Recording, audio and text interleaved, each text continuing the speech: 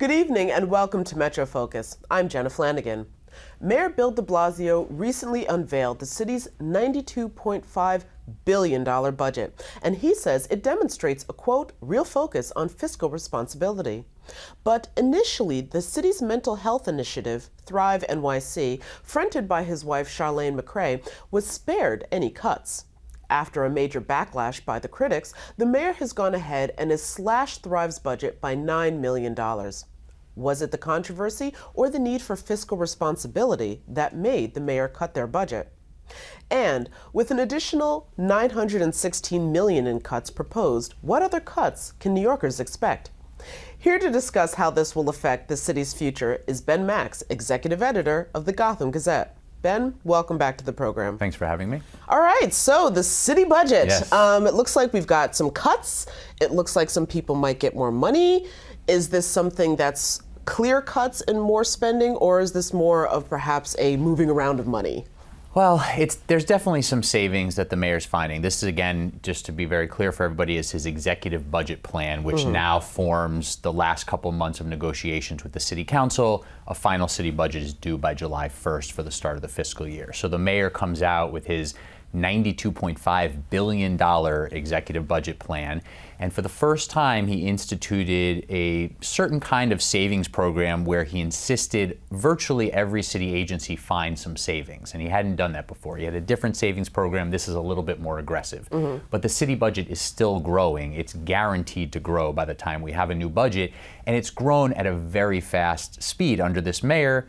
He says he's comfortable with it, but there are a lot of budget watchdog folks and even the city council. They want more spending in certain areas, but they're also saying that Mayor de Blasio is not finding enough savings to be ready for the recession, the economic slowdown that has to be coming at some point. Of course, we've heard several people give warnings about the economic slowdown. But so when you say that there's going to be some budget cuts versus some spending in other departments, just give us an example of how that might work. So let's take the Department of Education, for example. Biggest piece of the city budget, tens of billions of dollars go to the Department of Education, of course, educating over 1 million students, right?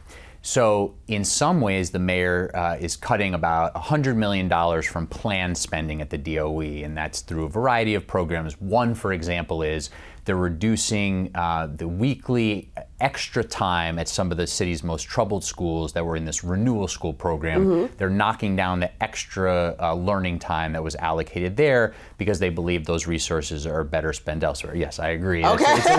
It's a little bit counterintuitive with this program, but this is a program that has struggled quite a bit, his renewal program. Okay. So they're moving some resources away from the renewal program. They're also doing some different things with contracting at the DOE where they're trying to reduce the money that they're hiring outside contractors for. So they're finding some savings there. Okay. At the same time, they're adding to the overall Department of Education budget with things like the expansion of the mayor's 3K program, which is putting universal education down to 3-year-olds. So in a lot of city agencies, we're seeing they find some savings some places, additional spending other, and that is how you find almost $1 billion in savings that they've found, but still the city budget is probably going to go up by about $3 billion over this year's budget. All right. So speaking of education, one of the places where it seems like there might be perhaps a victory for people who are pushing for a pay increase is for the pay parity for early education teachers. Tell me a little bit more about that. Well, we don't know where that's heading. I mean, if I were to guess, I would say that we'll probably see a resolution to that dispute, but the mayor did not include what's called pay parity for the early childhood educators in his executive budget, which got a chorus of critics out for him after he released the budget. And that's basically the difference between what these early childhood educators make at a Department of Education school versus a community-based organization. And many, many thousands of students are taught in the earliest, youngest grades at the CBOs, the community-based organizations. And those salaries are often tens of thousands of dollars lower per year than what you would make at the DOE. So the city council and others have called on the mayor to add funding to increase those salaries. It was something he did early in his term. He bumped those up a bit, but there's still a wide disparity, and that's where you see some of these educators threatening to strike. All right. I want to pivot back to something you mentioned earlier, which was a program that perhaps wasn't working the way that people expected it to.